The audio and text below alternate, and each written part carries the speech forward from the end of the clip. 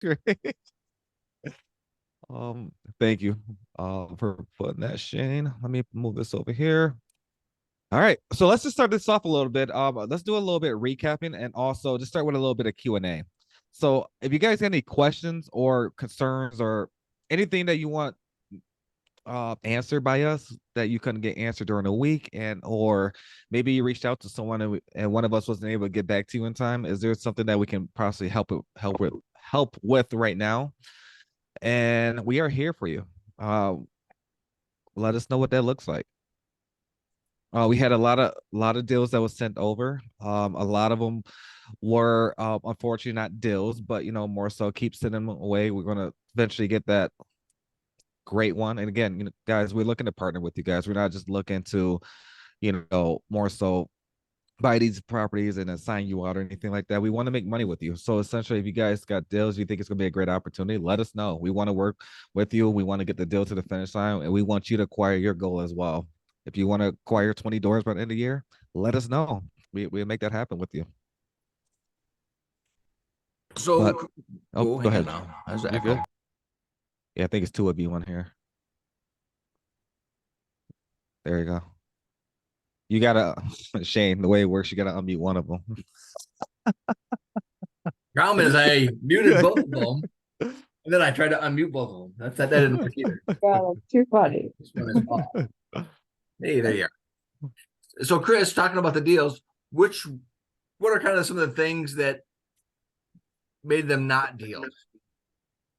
So, there's a lot of different factors. Also, area plays a huge factor, but at the same time, margins. The margins has to be there. It's great to find a deal that the seller's willing to move forward, but essentially the numbers still got to work out. At the end of the day, I could sell my home and want $7 million, but is it really worth $7 million? No. So it's got to make sense overall. And we've been given a lot of feedback. All four of us been jumping on calls with not just the sellers, the agents, but also like the hosts. I won't say wholesalers, but investors, and just informing them, letting them know specifically, hey, we can't move forward this way because of this. And a lot of people we spoke to is they've been very receptive as far as what we've been stating and as far as what the next steps look like. It just it could be a lot. It could be one thing I learned a few years ago. Every no you're closer to a yes, right? So you're going to receive 100 no's before you get that one yes. And even when that one yes comes about, that one yes may not be the perfect deal.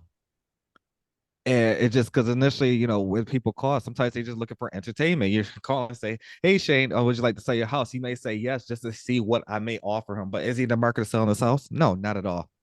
But a lot of the opportunities that have been coming our way, I think you guys are doing a phenomenal job sending us the deal itself. But more so, we want you guys to learn.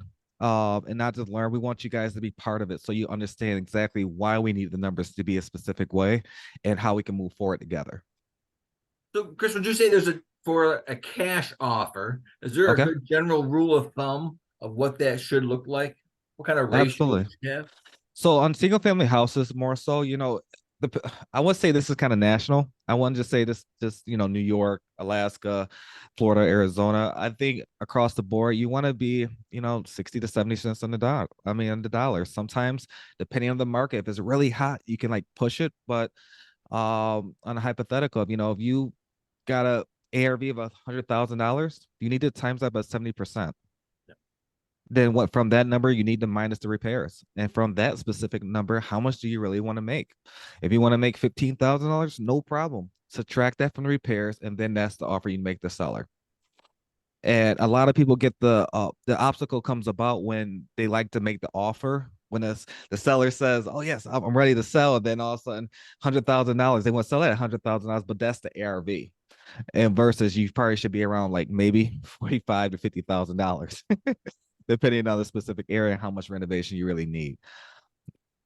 So when we talk about an MOA, we're talking about a maximum allowable offer. That's just one of those terms we'll see on our intake forms. We'll throw that around Yep. a lot. I just threw it over in the chat just so we're all on the same page, but we'll use that one quite often. Is when we're looking at that maximum allowable offer, Chris is spot on. Should we really look at the after repair value, back out 70 cents or 65 cents on the dollar. And again, that's if you had a house that didn't need any repairs at all, we still have closing costs. You know, might have realtor costs. We might Yeah, have some carrying costs in there, and somewhere we got to make a little bit of a profit, right? So that's where that number comes from. So if there's additional repairs needed to make it get that house from an as is value up to after repair value, well, then that number also has got to come out of there. So if it needs another yeah, $50,000, for example, for a new roof and some carpeting and painting, well, that number's got to be subtracted out of there. Then, absolutely. yeah, then now we're getting in the right ballpark of where our offer should be. What we see a lot of the offers coming at us is they're just locked up too high. There's not enough Oh, margin yeah, there for the holding cost to pay the realtor, pay closing, get the repairs done. Oh, there's nothing left over. yeah. So And a lot of people come into like a lot of situations, especially with agents, and they send us information that says submit your best offer. We're not in a game of bidding wars. We're not in a game of just sending your best offers. It's just more so understanding how we can resolve that specific problem, right? So essentially, let's be honest. If it's on the market, they're selling for a reason. And sometimes the agent they have a due diligence to more so vet the people they're communicate with. At the same time, it's our job to find a solution for them. And sometimes we may have to jump on the call with the agent and ask them specifically, what is your client trying to solve here? And versus, sometimes the agent even knows they got it listed too high, but they're in their mind, they just want this commission and they don't really care what that backside of it. Versus us as investors, we really want to understand exactly why is the seller looking to sell, what's the next steps, and how can we all get to the finish line. And that really becomes the best deals transparently, like even putting aside the money, because sometimes the seller may tell you, like, it may be listed for a perfect example, maybe listed for $300,000, and the agent has it at 280. Now it's close to ARV. No one needs a little bit of repairs. Now the seller's trying to walk away with $20,000. That's all she wants is her $20,000 of equity. Us as investors would know how to solve that problem by going a different creative route versus an agent. They only listen at that amount because 280. If it sells for 280, their commission is 3% of that. So that's what they're looking at. But what we're looking at is more so they're looking for $20,000. Instead of us bringing $280,000 to the table, why not just bring $20,000 to the table, give it to the seller, and also pay the commissions? That's a big gap that a lot of people don't see versus creative financing versus the traditional world. Now, could we move forward and buy cash? 1,000%. That's not the problem. But the biggest thing for us, we just want to make sure the seller has a solution, which she has weighed out all her options. And sometimes when people list their property, they think that is their only option. And just to bring this back on bring on home more so is just the fact of, as investors, we really just got to keep an open mind. That's all we got to do is keep an open mind and talking to, agents or whoever the seller is. You always want to list these options down. That's something that we all, by myself, Jesse, Shane, and Cindy are very good at. We'll list these options, and it may not be a good fit. That is fine. But what you don't want to do is force the deal to happen. That's where problems start to happen. So, Chris, why would somebody want to sell to us at 50, 60, 65 cents on the dollar?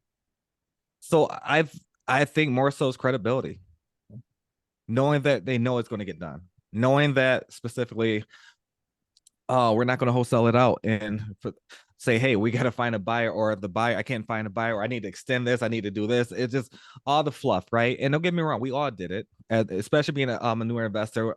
A lot when I first got into the industry, I was that guy that would drag on the seller, have them lingering, and I didn't have a buyer for them. So I think the answer to your question, Shane, is more so, the credibility there. Let them know that, hey, even if we don't buy, we will have somebody. We may get. Long story short, we're gonna get you to the finish line, no matter what that looks like, whether we buy it or not. But we're very transparent with our sellers, where we let them know specifically, hey, we're going to move forward. We're actually the buyers, and or if we're not going to move forward, we're going to still get this to the finish line, but we actually going to have somebody else take it over, and we will actually introduce the third party if there's ever a third party involved. So, but more so to answer your question, credibility, Shane. Yeah.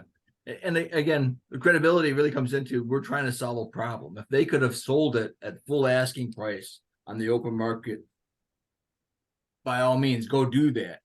But Absolutely.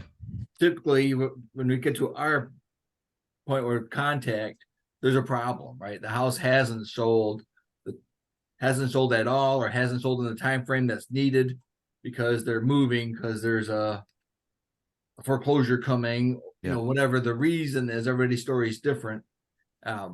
We have the credibility to solve that problem now, and that's what we need to project, and that's what we need to show is, hey, we can resolve that issue, work with us, and we'll work with you. Absolutely. Because if you put the money to the side and just be a problem solver, the money will come. Yeah. The money will literally come. We witnessed that firsthand.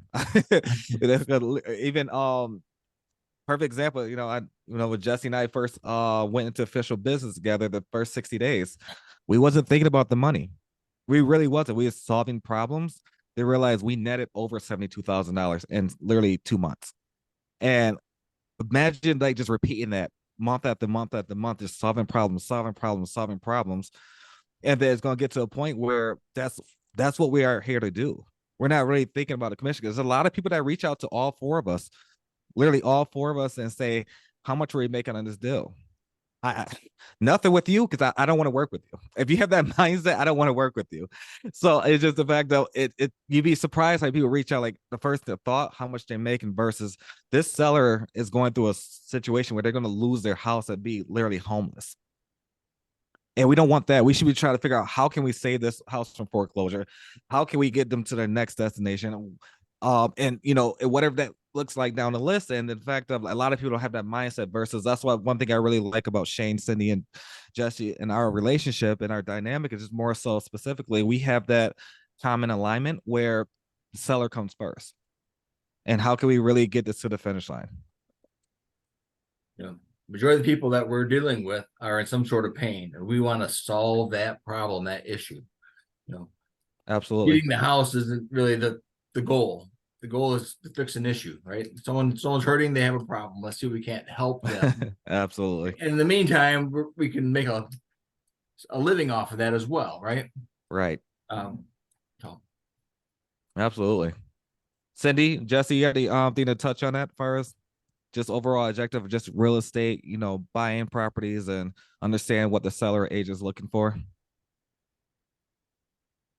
I'll let Cindy go first.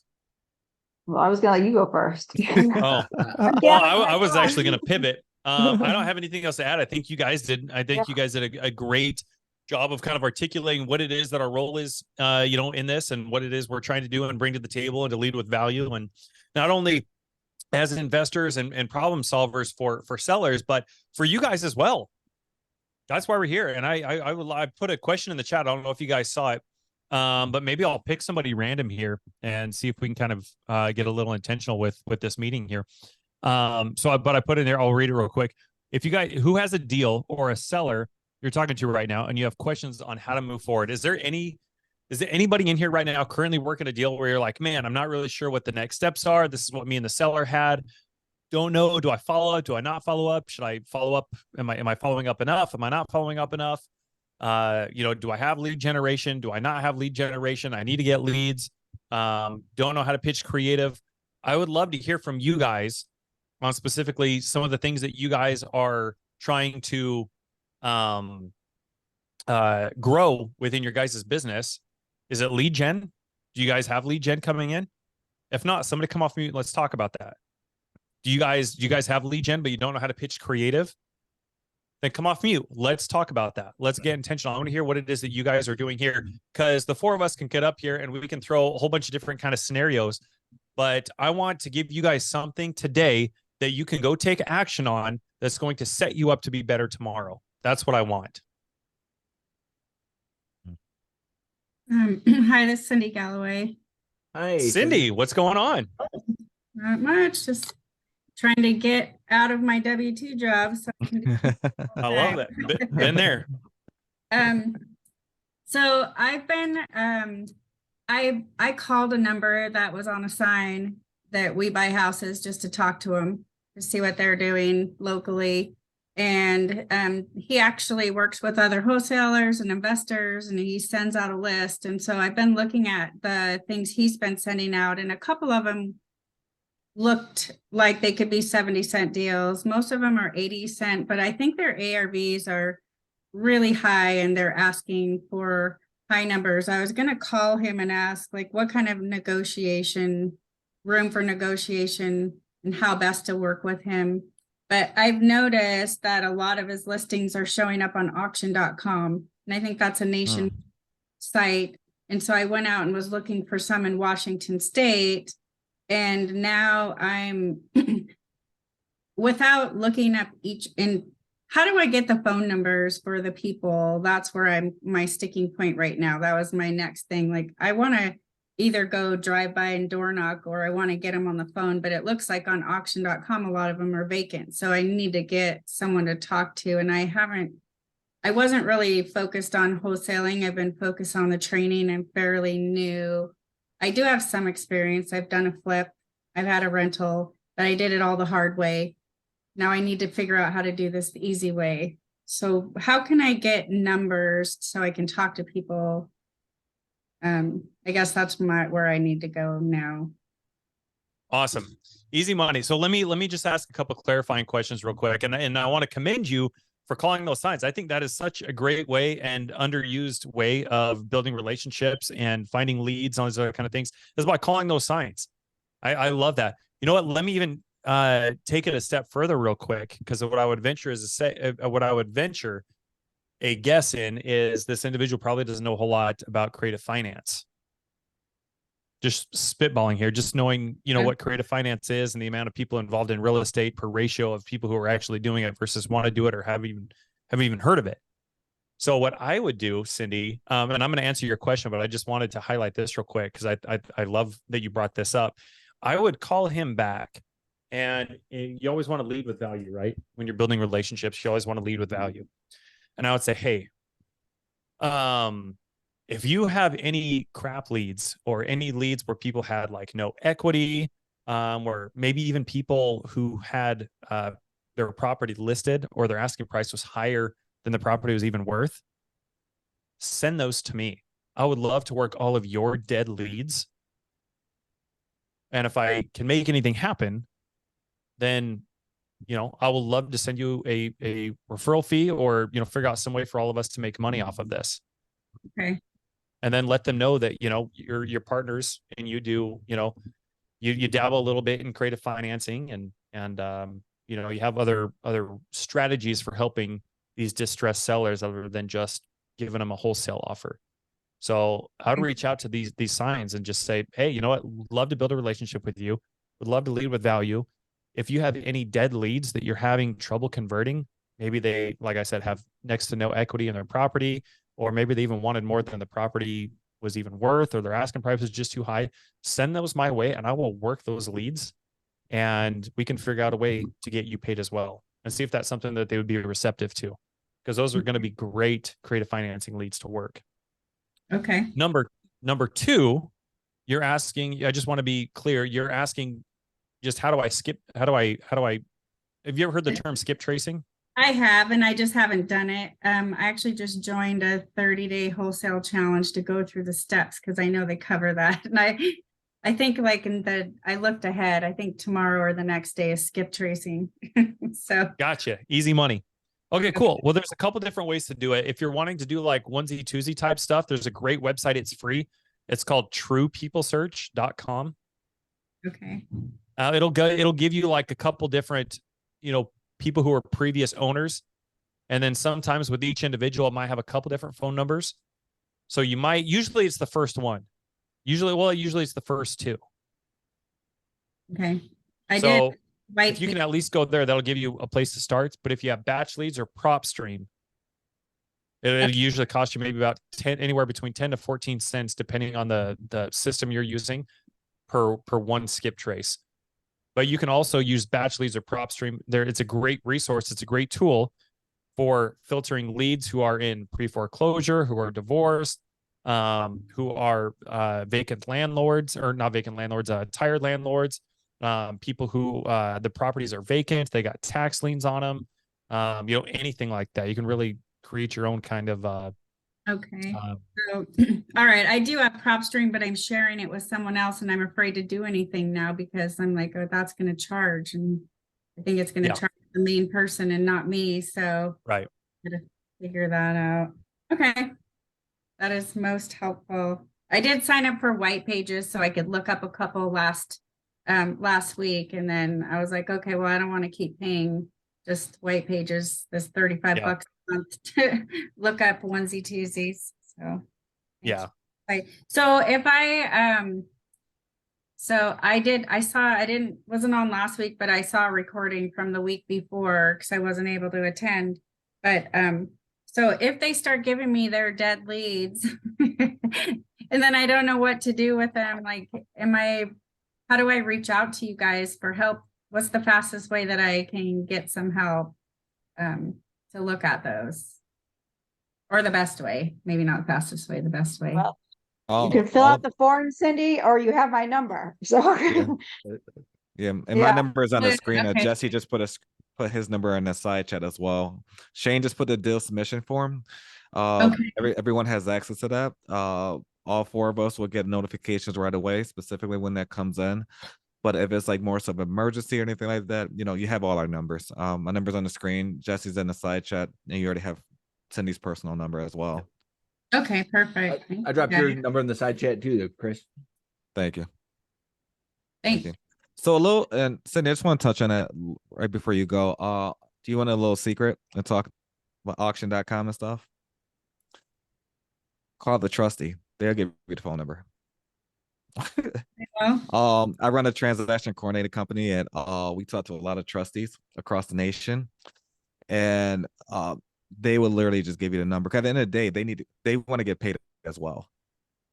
Okay. So essentially you call the trustee and say, hey, I'm calling about 123 Main Street. I was looking for who the seller may be. And they'll ask you why. Of course, they're going to vet you and see why you're looking to call. Just let them say, I'm actually an investor looking to purchase the property. And I was looking to speak to the homeowner and see how we can get this to the finish line, or whatever communication you want to utilize. Just let them know what you're trying to do. Thanks. A little free source, so you don't have to spend so much money, but just want to throw that out there. Okay. Perfect. So Perfect.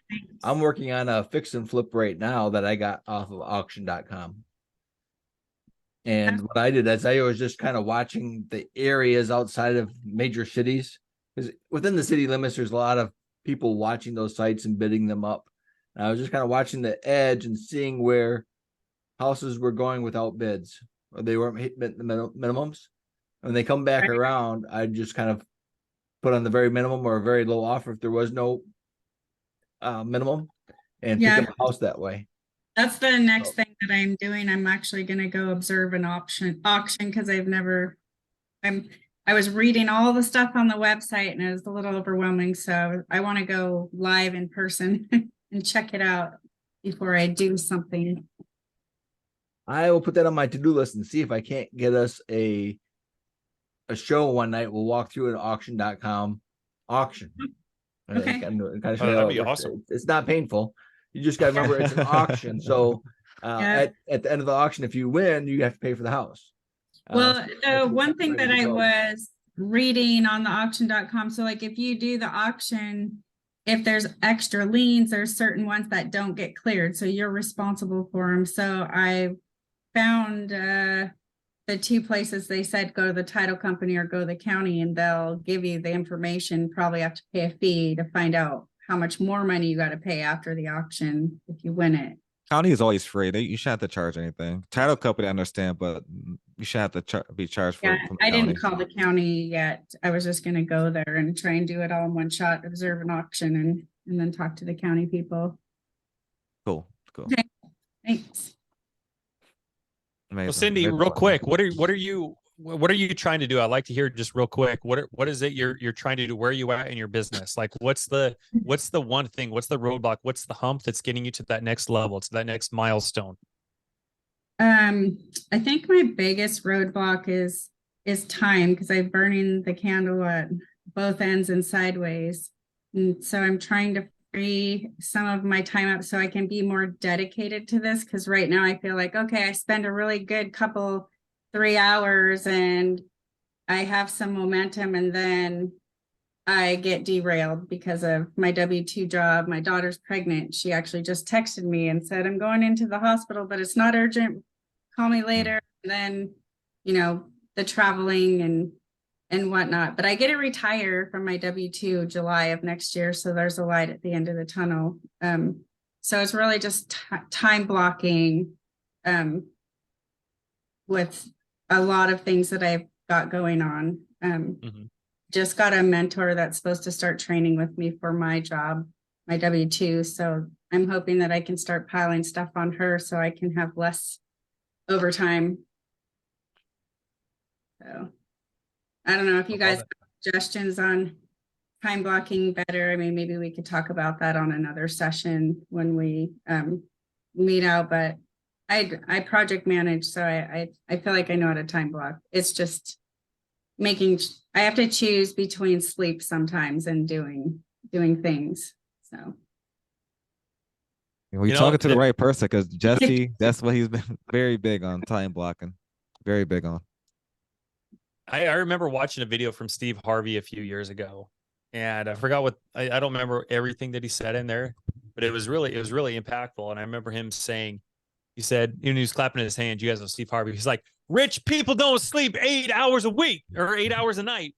And I was like, man, all right, roger that. Well, let me I can kind of speak to that a second without taking up too much time. When I first got into this, so I live in Alaska for everybody who doesn't know.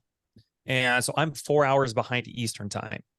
And at the time that I got into this, I was in Alaska and I was in the military, and my wife was a nurse that works nights. And at the time I had 3 kids. One of them was a newborn. And so I just joined this mentorship, this program, and I was finishing up my degree and everything at the time. So I'll kind of take it through my schedule for a second. So I woke up at 5 a.m. I leave the house at 5:45. I get to work. I lived an hour away from base. So I get to work at 6:45. I'd work from 6:45 until 4 p.m. And then I have an hour drive back home, which is 5 p.m. And then my wife is getting ready to leave for work at 5:30. So we're high-fiving 30 minutes later. And, by 4 hours late, or 4 hours Eastern time, by the time I even walk through the door at 5 p.m. here, it's already 9 p.m. Eastern time. And we're working the Florida market. So not to mention, by the time I even walk through the damn door, let alone have enough time to get everything set up and start making calls, it's already 9 p.m. I'm already on that handicap. And like I said, my wife is high-fiving me. She's out the door. So I've got to finish getting dinner ready. I'm cleaning the house from the day. I'm getting the kids fed. I'm getting everybody bathed. I got to get everybody in bed. I'm finishing up my degree, and somehow I've got to find time to start this real estate business that I just invested into. And so when it came to time, I felt like if there was anybody in the world who could complain about time, then it was me. And I'm not saying you're complaining or anything like that, but I'm saying just when it came to time constraints, I felt like I was the one person that I knew of that was truly maxed. And I was going through, I don't know if you guys know a gentleman's name is Pace Morby, but I was going through, he's a mentor of mine. And when I was going through his YouTube, I was going through the comments on one of his pages. This was like 3 years ago. And he said, I was going through the comments and there was a snarky comment. I don't remember what it said, but I remember it was snarky. And I remember thinking like, wow, I can't believe somebody would post that. But I remember that he replied to it. And the thing that he replied to was something that will forever be ingrained in my head. I will never forget it. I think about it every single day that I wake up.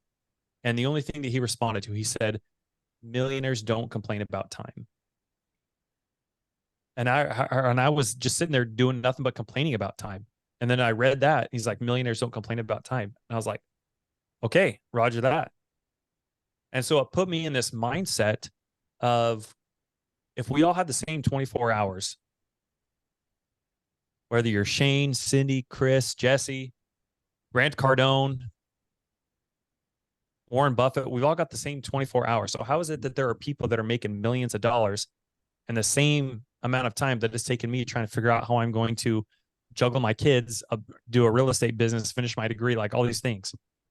And so in that thought process, it made me start thinking about, all right, what is the millionaire version of Jesse look like? What does Jesse in a couple years from now look like? What are his characteristics? What are his traits? What are the things that he's holding himself accountable to? What are the things that he lets himself slide on? What are the things that he tolerates? How does he conduct himself? And I took those traits and I said, hey, you know what? What if I just take those things, those traits that I see me, the millionaire version of me, and I just do those things now? What would that do for me? What would that do for my business? And so that's what I started doing, and be taking that thought process of millionaires don't complain about time and putting myself in my millionaire version of myself. It got me to a point where I was like, oh my gosh, if they don't complain about time, then what else could I do? So you know what I did? I started waking up at 3 a.m. So 3 a.m. is now 7 a.m. on the East Coast. It's probably a little early, but a little bit better than calling people after 9:30 p.m. So now I had a start. So now I could work from 3 a.m. until 7 a.m. that I had to be at work. Now I've got 4 hours. Problem solved. And then when I got off work, instead of calling sellers, I'm having meetings with my business partners. I'm doing content and building the other parts of my business. Now I'm doing something. And there's a cool statistic. If you wake up 2 hours earlier than you typically do right now. So for everybody, maybe you wake up at 8, start waking up at 6. If you're waking up at 7, start waking up at 5. If you wake up at 5, start waking up at 3. And that's what I did, because I was waking up at 5.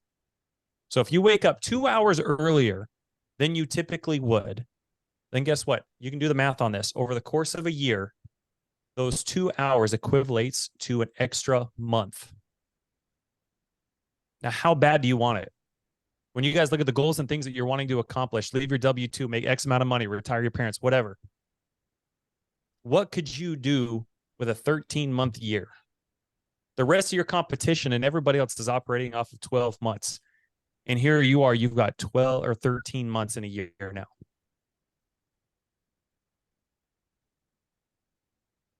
So anyway, Cindy, all that to say, that was kind of my transformation on how I started getting more intentional with my time and understanding where my boundaries are and what am I willing to tolerate and not tolerate in order to get to where I'm trying to go.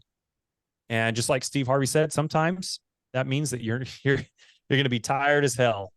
Yep. That's where the importance of community comes in, and to know that you're not doing it alone. You got everybody in this Zoom. We got how many people in here? 25 people. And you can always reach out to Shane, Cindy, Chris, or I. I know Cindy, so we're trying to push each other. There you go. I love that. Having the same accountability. So we're like, I the can't. cool thing is she's on the West Coast, I'm on the East Coast, so it's going to help us to maybe get trained in that way, right? Yeah. Got to buy everything in between. That's all. Right. Yeah. Thank you. I appreciate everything. Yeah, that was good, Jesse. Thanks. Hopefully that helps. Very good. And Jesse's not making that up either. I just gotta say, work as his business partner. Our first meeting faithfully for what, 7 months, 8 months, Jesse, was at 8 a.m. Eastern Standard Time. That is 4 a.m. his time. And he has yet to miss a single meeting. Yeah. I'll be the first to admit that I've heard what you said before, and I'm trying it, and sporadically I snooze. I love that you said, how bad do you want it? Because I want it bad, and I need to just not hit that snooze and get my butt out of bed and just do the things that I need to do. I love that. I'm going to text you, Cindy. Okay. Hey, Karen, you better call me. I'll hear my ringer. I won't hear my text. That's good. I'll get up if you call. Amazing. And again, Cindy, if you're kind of stuck, skip tracing leads, right? Don't let that keep you stuck. Reach out to us. We'll help you. Okay. Okay. Yep. I will. Thanks. You're welcome. Thank you for being here.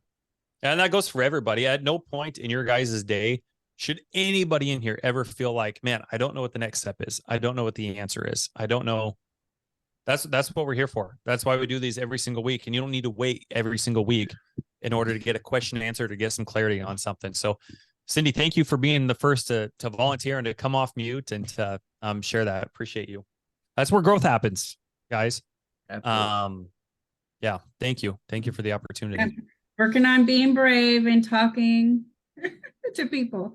That's not my strong suit. So thanks. Yeah, you're more than welcome.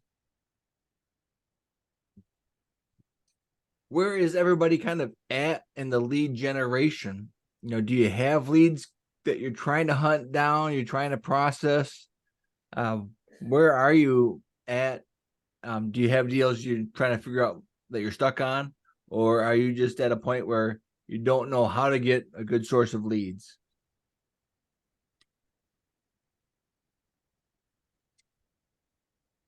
I mean, I know for me, I know the sources.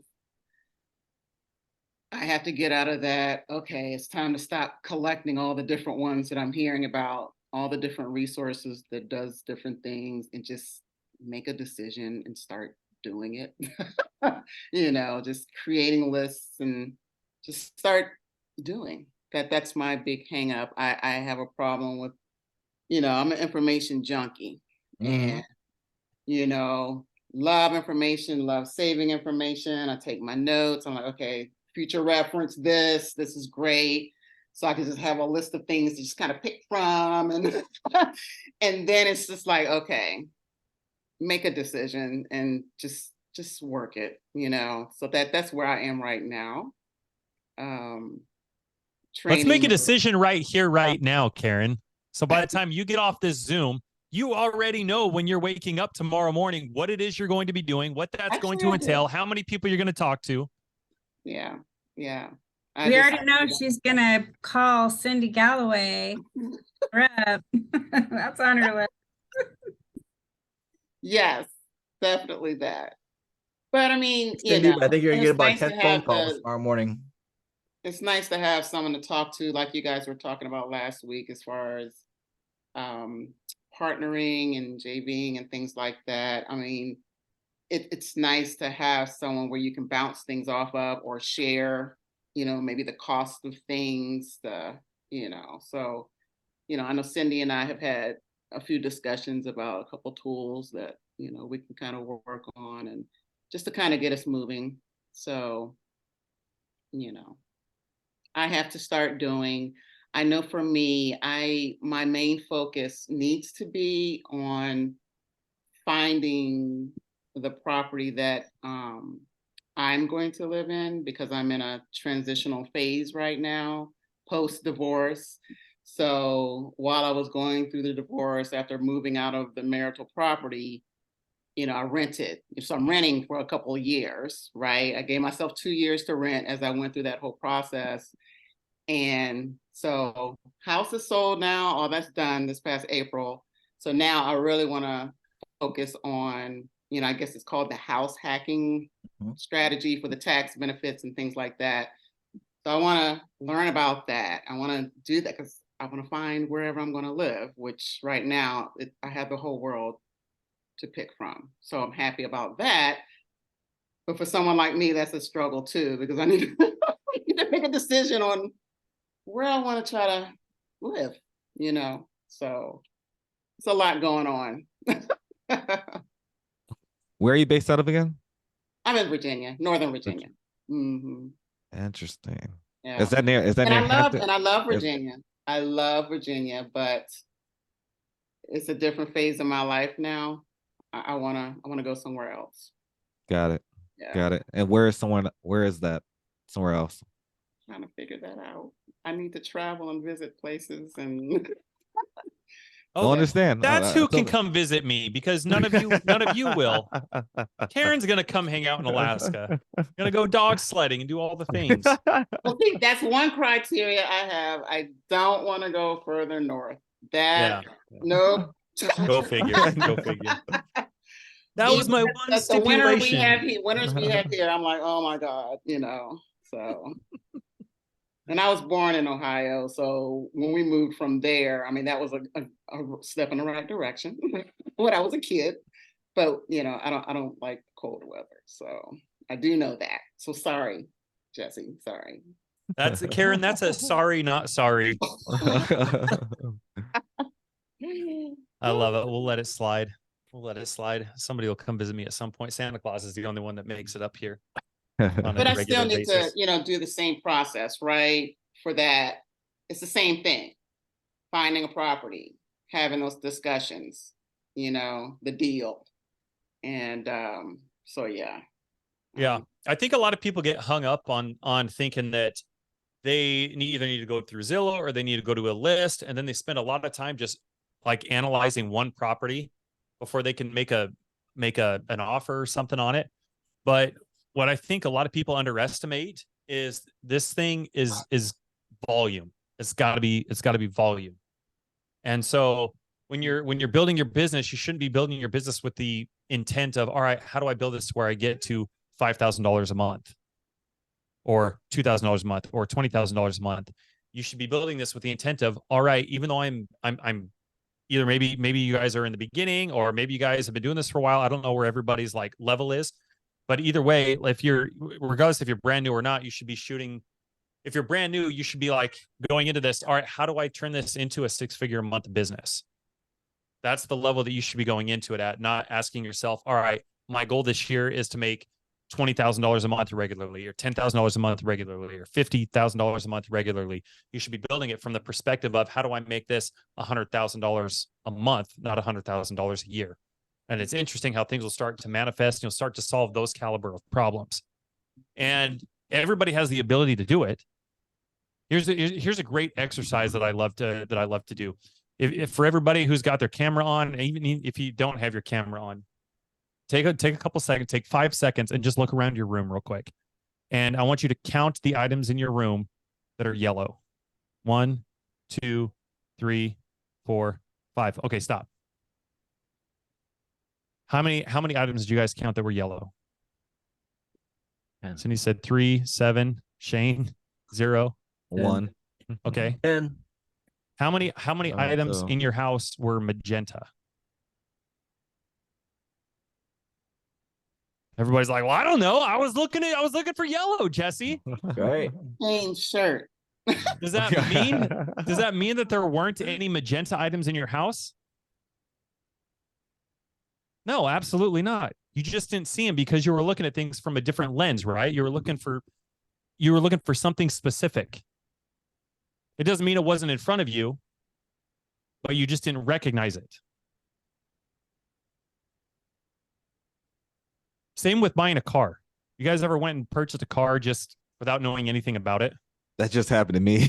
No. Except for Chris. Except for Chris. Chris is the exception. Chris will buy anything you throw at him. Yep, I want it. Lamborghini, yes. Geo Metro, I'll take it. Probably, I would assume for the most part, everybody's probably, when you go to buy a car, for example, you're probably doing some due diligence on it. Would you agree? You guys are probably getting on the interwebs and looking at all the specs. You're probably seeing what kind of different trim levels they have, how it operates, what the ratings are, what the crash ratings are. And then it doesn't stop there, of course, right? Because then you got to go to YouTube and you got to actually see somebody. You want to hear somebody talk about it. You want to watch somebody drive it. Karen's like, yeah, I do the same thing. Our Durango was totaled last year. And so we still haven't purchased a new vehicle, but we've been looking for a new vehicle. And the entire time we're trying to figure out, all right, do we want a van? Do we not want a van? Do we want something else with 3 rows of seating? Blah, blah, blah, blah. And so we're doing all this research, right? Do we want a Tahoe? Do we want a Suburban, or do we want some sort of midsize SUV with 3 rows? Does Jesse want to feel like he's got to have a CDL to take his family of 19 to the movies, or are we going to go something midsize? So I finally narrowed it down that we wanted a oh man, now I can't even think of it. It's a Chevy Traverse. The new Chevy Traverses. And so I think that's the car we were going to get. But what was interesting, and this has probably happened to you guys as well, once you guys start doing more research on these cars, as you start making, regular runs to Walmart, or, you're going out to eat, or maybe you're on your way to work, what do you start seeing on the road? that freaking car that you were looking at, that you've been doing all this research on. You start noticing them popping up all over the place, right? Does that mean that those cars weren't there before? No. You're just now seeing them. You're reprogramming your brain. And that's why self-development, that's why mindset, that's why getting intentional in these meetings is so important, because it'll start literally changing physically how your brain fires, how it works, the physical shape of it. And you'll start to recognize and see opportunities that people have not seen. They passed that way 100 times and they just haven't seen it. It's been sitting right there in front of them. And you probably experienced that yourself. Probably got things that are sitting right in front of you that are in alignment with what it is you're trying to do. You're just not seeing it through the correct lens. And so it's really important that we get in here and that we're getting intentional with what it is you guys are wanting to do. Because like I said, at no point should anybody ever find themselves throughout the week where they're like, man, I don't have the answer. I'm not where I want to be. I don't have the momentum. Everybody in here has access to at least the 4 of us. And we want to see you guys growing. That's why we're here.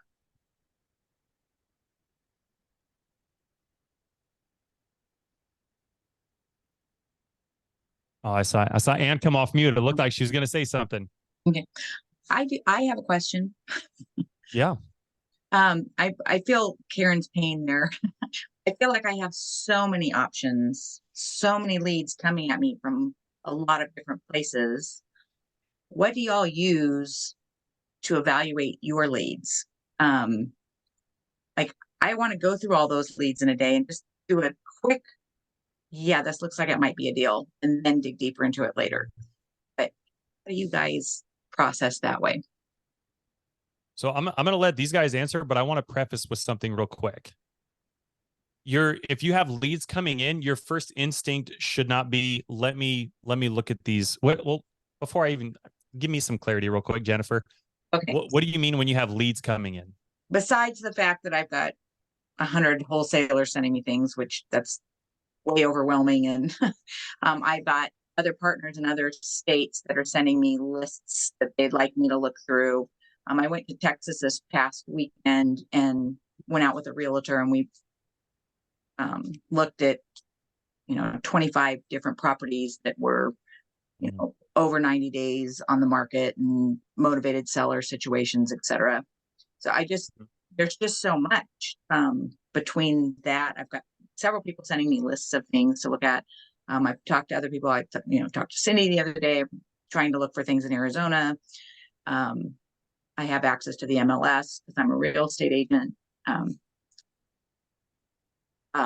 involved with another group that sent me a list the other day, actually, to do lease purchases and contacting people for that. So there's just so many. And Got it. I just want to know what's a quick way to get through so that I can focus on the ones that are actual deals. Got it. So I'll give 2 cents, and then I'll let these guys share their opinion on it as well. I think you mentioned a handful of different things there. I'm not going to go over all of them, but I'll pick one. You talked to you said you went with another realtor, right? And went and looked at a bunch of different properties that look like they might be good deals, but you're not really sure, do I focus on this? Do I not focus on this? So one thing that I think a lot of people make the mistake of is you got to talk to the homeowner. When a lot of people send me deals, they're like, hey, this is the information on it. These are the numbers. This is where it rents for. This is what the comps are. This is what it's like, dude, I don't need any of that right now. Really, all I need to know is where we at with the seller. What was the last thing that you guys said? What is it that they're trying to accomplish? That way we can get into creative mode. Right. To clarify for you a little further on that, I did call the list before the realtor is going to show me the properties, but I did call all of them. Most of them were agent represented, and I found 3 that that agent said they would even consider creative financing.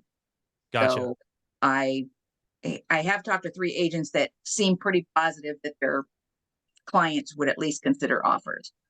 So yes, that's on the table. So I guess they rise to the top is what you're saying. Sort of. Here's what I'm saying. Like, let's just keep rolling with this. So you have some agents who are like, yes, I would consider a creative offer, right?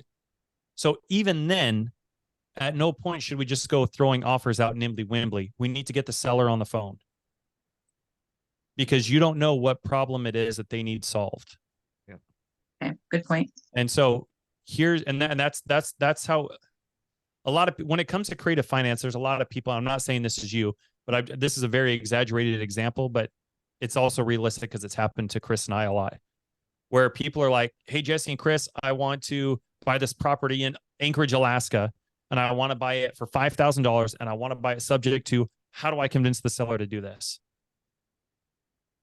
That's the wrong approach. That's not what creative finance is. We're not here to convince the unconvincible. We're here to solve problems. And so what it is, we need, before, I don't even care about what's going on with the house or anything like that. I don't care. What I need to know is what's going on with the seller. Why is it not selling on the market? What is their plan B for it? What happens if this happens? What happens if this doesn't happen? Do they need all the money right now? Or would they be receptive to if they could get all of it, but in, increments? And then if so, what do those increments look like? So it's kind of like going to a doctor. When you go to a doctor and you say, hey, my tummy hurts, the doctor doesn't just prescribe you meds, right? He's like looking all over you. He's checking your neck. He's touching your stomach. He's listening to your breathing. He's touching your back. He's like, does it hurt when I poke you here? Does it hurt when I do this? Does it hurt when I do that? Right? He's trying to figure out what the actual problem is. And so that's what we need to approach these sellers as. We need to figure out what the actual problem is. And I'll give you a real quick example. I talked to a girl in North Carolina, and she was selling her house for $350,000. And she had like 10,000 other wholesalers talk to her before I did. And they're all offering her 220, 225, 230. That's 70 cents on the dollar, 60 cents on the dollar-ish. And I was the only one to ask her, well, what is it you're trying to accomplish? How come those don't work? And she's like, well, for starters, I owe $250,000 on my mortgage. So I'm not going to take less than what I owe on my mortgage. But my house is worth $350,000. I want to sell it for $350,000. I don't want to go with a realtor. I don't want to do showings. I don't want to do any of that kind of stuff. I just want to sell this and be done with it. I want to sell this and I want to go RVing for the next 4 years. She's like, if I sell it for $350,000, I owe $250,000. I got $100,000 in equity. I can go get an RV, and I can go buy an RV and go RVing. I was like, oh, easy money. What if I could just give you some of that money up front of your $100,000, and we'll just take over the responsibility of paying your mortgage? That way, this gets you out from underneath this property and into an RV, and we'll just figure out what the rest of those payments look like, whether that's monthly or quarterly or biannually or whatever that is. And that way you got money coming in for your gas and for the golfing that you're going to do, Cindy, and, the places you're going to go eat and the fishing you're going to do and all that kind of stuff to go RVing for the next 4 years. And she's like, oh my gosh, I've never thought of that. That's amazing. So, but anyway, the reason I share that is that's just an example on how we got to get in here, and we got to really understand what's going on so that we can actually solve that problem. Can we do this? Can we do that? Does this work? Does this in line with your timeline? Blah, blah, blah, blah. And being a realtor is very transactional. And so what Chris and I like to do specifically a lot is we'll even get on a Zoom with a realtor and their client. That way they feel represented. The realtor feels like they're not getting sideswiped or anything like that. And we'll just have a conversation. I like it. We could even line that conversation up, Jennifer, to happen on one of these Zooms, maybe, where everybody else could see it too. That'd be pretty cool. But that's what we need to do before we start underwriting and spending all this astronomical time coming up with numbers and 5 different offers. And we got to figure out, are they even interested in this? Is even something that's going to work for them? Because if not, we're wasting time here. So the fact that you already have the okay from realtors saying, hey, we'd be receptive to something a little less conventional. It's like, cool. Why don't we just line up a phone call with me and my partners, or even a Zoom, and let's just explore what a couple of those options might look like. Okay. That would be my next thing to the realtor. But Okay, volume. So when you're Volume. getting all of these wholesale property, people sending you those, obviously you're not getting on the phone with those sellers, right? If I have wholesalers sending me deals, well, actually, Chris, how about you answer this? Because you're kind of our point of contact between us and a lot of other wholesalers as well. You want to re-ask the question just one more time to make sure I have clarity on that? Well, I'm just curious. So if I'm getting a lot of leads from wholesalers, I also Okay. have a son who works for a wholesale company who will occasionally drop one on me and say, this looks like it might be a good deal for you, mom. Um, obviously I'm not talking to those sellers. I'm talking to the wholesaler, and they're not about to put me in touch with their seller. I don't think, are they? I mean, how do I Yes. approach that and decide if that's something to venture out? So essentially, depending on the situation, if it's just a traditional cash deal, then of course you don't probably need to speak to the seller. But if you're more of a, you're talking to dead leads, you mentioned 90 days on market kind of thing. You need to have a conversation with the seller. No ifs or buts about it. So it's more so just open up the conversation with that wholesaler or your son to say, hey, I need to speak to the seller. Is that okay with you? Now they don't feel comfortable, no problem. Say, okay, I would you like to have a three-way conversation? You don't want to leave them out. Just let them know the wholesaler, agent, whoever that is, let them know specifically. We all can jump on the call and we could a five-way conversation, a 10-way conversation. But you need to directly talk to that seller because playing phone tag and it's not gonna work out the way you think it's gonna work out. Because we experienced it trying to communicate with the wholesaler, say, "Oh, go tell them this," and then the wholesaler tells them that, but miscommunicates something that we actually initially told them.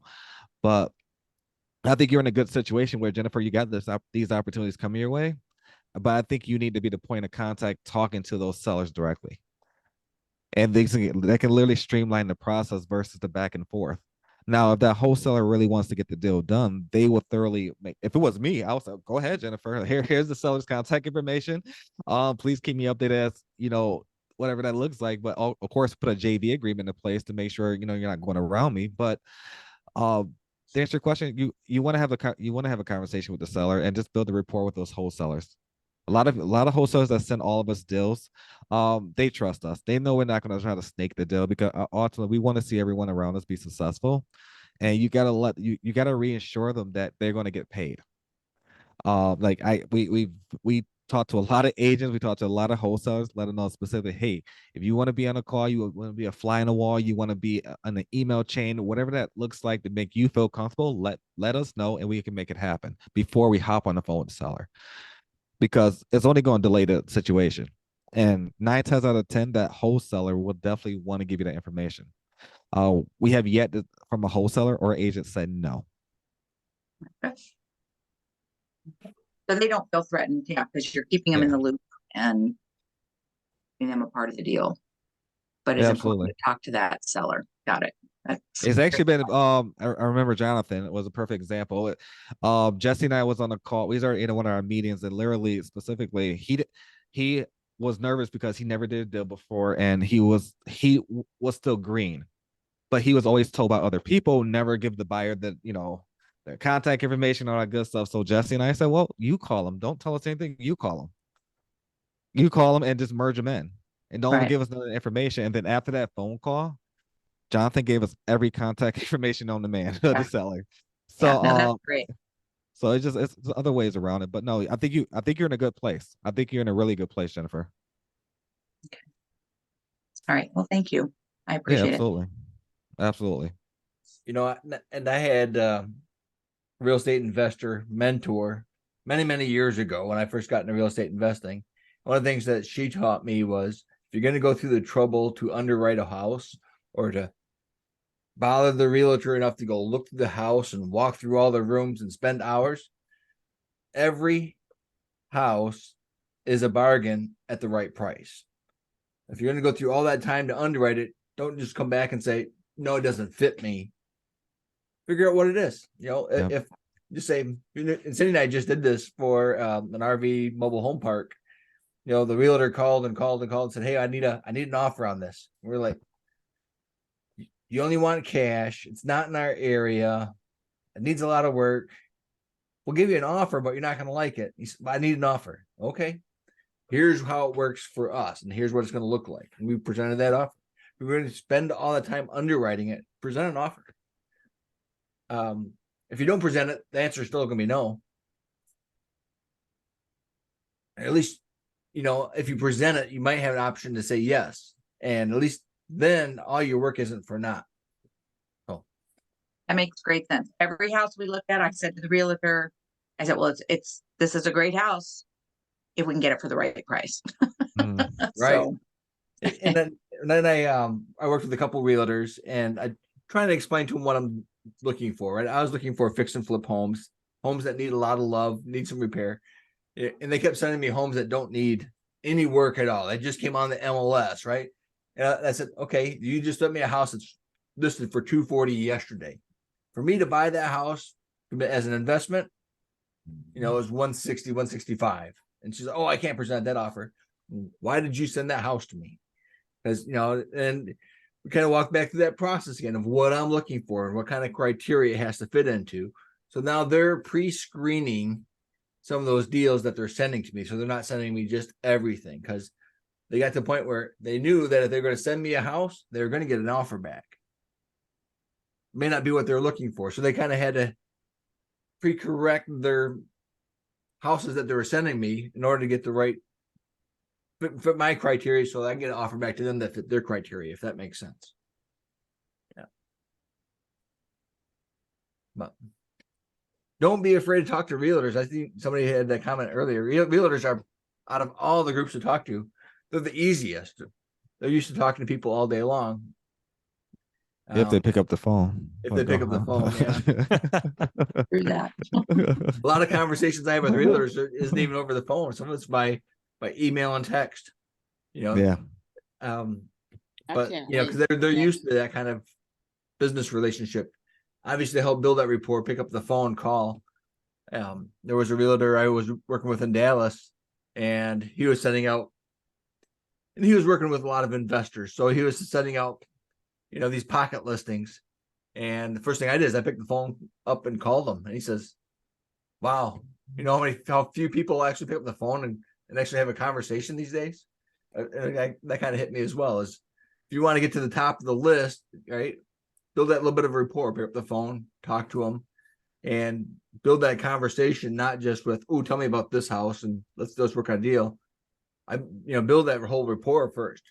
Who are you and who am I and what can we do together and what are your struggles in your business, and maybe I can help you with those. And all those will flow into other deals. And as Karen said, having that pocket listing is a great way to get into a house in front of all the other investors. Pocket listings are knows amazing. that, hey, Chris They're is a amazing. buyer for me. Who are they going to call? They're not going to call everybody else that's on their email list. They're going to pick up the phone and call Chris because they know he's going to take care of it. So be that resource for them. I know the realtor who helped me with my home. She was fabulous. So I had already told her before I even started doing real estate investing that I just wanted to stay in touch with her anyway, because we clicked so well as we were going through the process of preparing my home. And so now that I'm doing this, I can't wait to kind of share this journey with her and kind of establish that relationship with her. I got the sense she is what they call investor friendly, based on like when we first met, some of the questions I was asking her and things. So, but yeah, I can't wait to start that relationship with a realtor, Perfect. And Jennifer, just to wrap up with you, you have a wonderful problem. You have all sorts of deals coming in and leads. I'm sure there might be some other people in this group that says, hey, I'll help you figure out if some of those leads are deals. Send some to me and I'll help you sort them out. So if you're feeling overwhelmed, lean on us, lean on your community. Yeah, Maria, I'm looking at your comment and I read that very thoroughly. I believe, and I could probably speak for Shane, Sydney, and Jesse. I believe we all felt that way. I truly believe we all felt that way. And more so, I just want to say thank you for being vulnerable. And because that could be very timid talking to the agent, talking to a seller, because you don't want to say the wrong things, right? You don't want to sound like you don't know what the hell you're doing. You don't want to sound like I'm just the reason I'm laughing because I'm just thinking about me. I'm not for sure. I actually spoke about this on one of my on our podcast a couple weeks ago, as far as when I first got into real estate and how I was so scared. I was stuttering. I was screwing up. I was inexperienced. Let's be transparent. We got to start somewhere, right? And my first phone call ever. I'm going to paraphrase or what was stated because there was a lot of cursing, not on my end, but on their end. And more so, I was super excited. I had my list of numbers. This is like the beginning phases, specifically talking about just real estate, wholesaling. Just I didn't know nothing about creative finance. I gave Bill a call. His real name is William, but I'm gonna call him Bill for the story. But I gave Bill a call, and I kid you not, I was so excited. And I'm like, okay, I'm gonna go down this list. I'm about to get some yeses. People are gonna say, yeah, I've got my first deal done. And I said, hey, Bill, my name is Chris. Nice to meet you. And I'm like, this guy don't know me. Like he don't know why I'm calling. It just like my brain just went dead. Like I don't know why, but when he answered, because usually it's always great because people say call, make those calls, and also you actually make that call and you freeze up. And then that's when I said, hey Bill, I'm actually calling about 123 Main Street and all this other stuff. And then he said, well, what do you want? Older guy. I'm like, okay, shit, I got some troubles in front of me. So let me try to navigate this conversation. And it got to a point where he quote unquote stated that I kid you not, this is from his own mouth. If you guys don't mind me, just I'm gonna try to keep this PG-13, but he said you don't effing know what you're talking about. It sounds like you're effing inexperienced. Who the F do you think you are? Call me back when you get some more training. Now, at that specific time, the old me would have cursed him out. But I kid you not, I was ready just to let him have it, like I just that kind of thing. But I realized going into the real estate, now I have my name out there. I can't react the way I really want to react. So it was a mindset shift. And I'm like, and I was quiet, I was speechless. Me personally, I'm never speechless. I'm not speechless at all. I kid you not. You would never see me not talking, but this kind of situation, I was on mute. And it got to a point where I won't forget it. Bill said, hello, you're there? You're trying to buy my house? And I hung up. I kid you not, I hung up. So my day was done. This is at 9 o'clock in the morning. I'm like, oh, my calls are done for today. I'm gonna try again tomorrow. So imagine I had a list of like 15 to 20 people on that list, but I'm like, damn, he just kind of messed up my entire mood. He just shot me down. Is this the right even field I want to be in? Should I go back to the hospitality restaurant industry? I'm comfortable there, running restaurants for 7 years as a director of operation. I can do that in circles, right? But maybe I wasn't ready. Maybe I needed that. And from that day forward, I kid you not, it prepped me for taking public speaking classes, being better communicator. I'm still working on myself today. And that was that was almost 3 years ago. And I feel like the word she put, I'm scared to call agents and find the listings and stuff. Robert G. Allen, this happened last year. Robert G. Allen, he came into our Zoom in the Pace Morby community. It was a true wake-up call. It was a true wake-up call for me and everything I haven't thought of. I'm sorry, 2 years now. I thought about where it came to specifically fear. And I realized at that time I was making okay money. I wasn't making the greatest. I'm transparent. I was probably making about $60,000-$70,000 a year. At that time, I thought it was everything. I'm like, oh, you can't tell me nothing. I'm making all the money in the world. Then going into real estate, I'm like, oh, Jesse and I just made this, and we made $72,000 net in 2 months. So I'm like, damn, that's a mind shift. Like, so Robert G. Allen, he came on the Zoom, had a 4-hour Zoom. It was an emotional Zoom because he talked about some of the things that the people that passed away in front of him, and how he got to where he's at, and he was all about fear. It's actually on YouTube. You guys should go watch it. But I won't ever forget when he said specifically, how much money are you losing because you're facing fears? And it hit me like, I'm not going to make a single dollar. I'm not going to get to literally what my destination looks like because I'm like being so fearful. So I literally woke up the next day. I'm going to call into everyone and say FUs. I'm looking for the FUs now. I want somebody to tell me FU. And it better. My conversations got better. I started recording myself. I'm like, okay, I sounded okay. I shouldn't have said that. Damn, Chris, you should have calmed down on that. Then I started learning how to mirror people, like, because each seller is different. Sometimes they may be loud and obnoxious. Sometimes you got to mirror that a little bit, and it's just tonality. All that kind of played a part where specifically I started working on different things to articulate better. Maybe I should have changed this, and the fear started to diminish a little bit, but the fear was always there. Every time I got the phone, it was a little bit nerve wracking. But once I started communicating and started talking, I realized, man, we're just having conversations. The only thing they could say is no. That's the only thing they could say. Then when they started saying yes, I had to pause for a second, like in my head, like he just said yes. He said yes. And then it got to a point like more yeses, more yeses, more yeses. And then it got to a point that literally, especially when our beginning phases, I told Justy more so we gotta put ourselves in uncomfortable positions every single day. The more uncomfortable you are, the more money you make.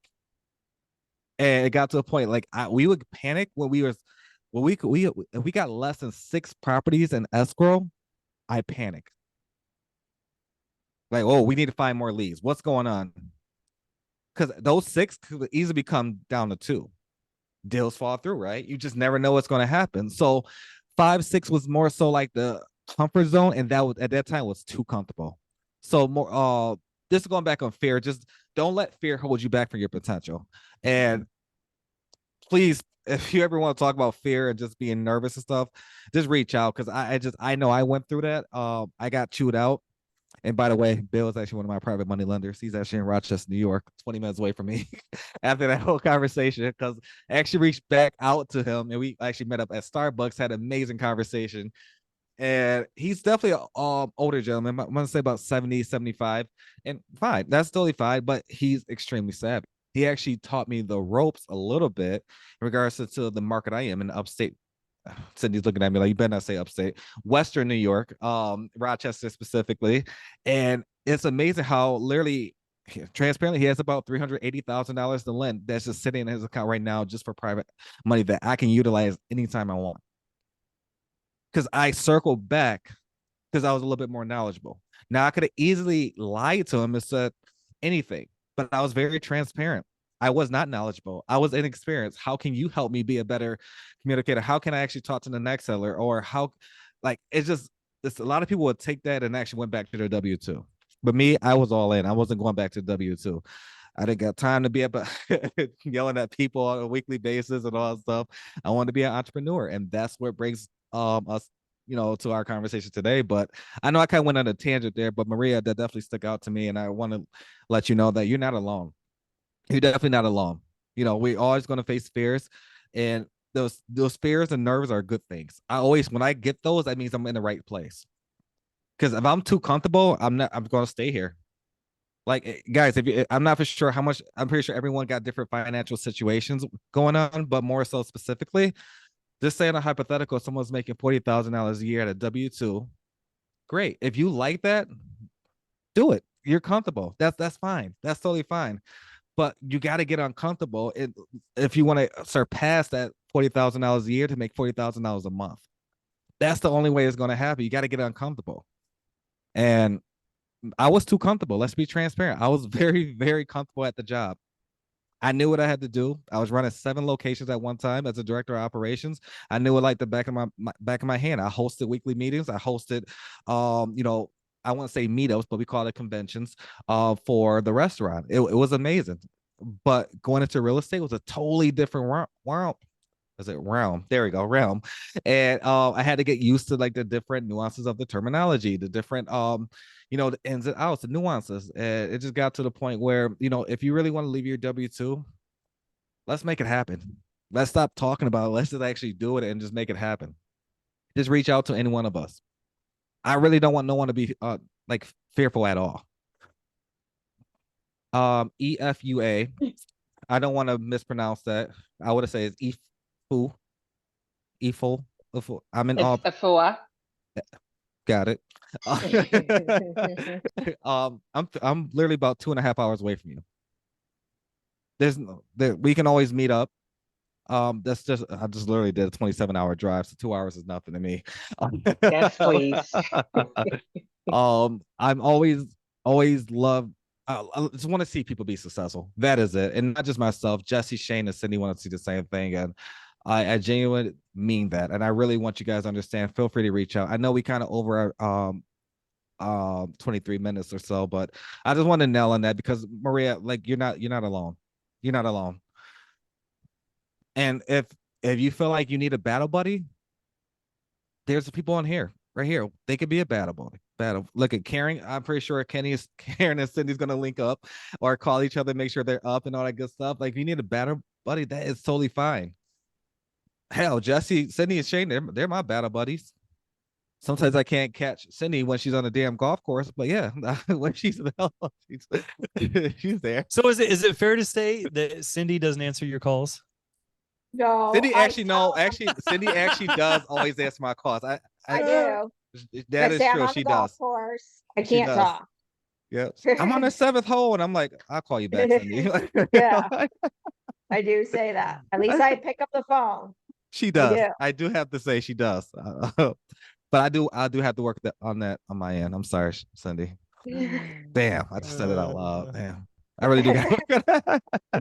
But guys, let's to bring this on home, guys. I really want you to understand, like, fear is going to hold you back from your success. Don't let those limitations get to you. I don't have no limitations. The sky's the limit for me, and I'm not stopping. And I'm not going to let nobody stop me. I hate to say this, but mom, dad, sister, brother, cousin, they're not going to stop me. They're not. I went to my parents' house yesterday. It was a big gathering and all that good stuff. What they were talking about at my parents' house was nonsense. They're going to be right where they are 10 years from now. And it's okay. They love it. That's not me. That is not me. They think what we're doing right now on this meeting is ridiculous. It's tedious. It's not, we're wasting time. But in my eyes, I'm looking at about 20 successful individuals in the next 3 to 5 years because they're going to take action. I can't take action with I hate to say this, but it's the truth. And I will say this right in front of them. I can't take action with my brother, my sister, and I got a twin. I literally got a twin, and I can't take action with them. I can't take action with my sister. I can't take action with my parents because they got so comfortable in their new norm. And I'm not saying they didn't raise me right. They raised me the way they knew how to raise me. And I get it. And I'm not upset at that. But I will be upset at myself for me trying to put myself in that predicament, thinking that is the lifestyle I should live. So I just wanted to end with that, guys. Well, I appreciate you guys. I appreciate every last one of you guys on here. I like to see more faces. I love looking at names. I can't say them, so I butcher all the names on here. But I love to see you guys' faces. Thank you guys for joining us. There we got say it one more time. Efua. What'd you say it again, Jesse? Afua. Jesse got it right. Afua. Public school. There you go. Yeah, no, nice. No, I definitely guys, just feel free to reach out. We're here for you. No ifs or buts about it. We want to see everyone get these deals to the finish line. Cindy's posting some amazing, great stuff that you guys need to know. The YouTube resource, also the copying resource in the side chat. Yeah, let's get things done, guys. Don't let fear hold you back. Yep. And let's get some deals to review next week. And if you need some leads to get you there for next week, let us know. We'll get you some leads. We'll show you how to do some comps, and we'll show you how to underwrite, and let's close on some deals. Oh, I love this. I'm sorry, man, interrupt you, but go ahead. That made me excited. Look at that. I'm so excited for you, Maria. Absolutely. I love that.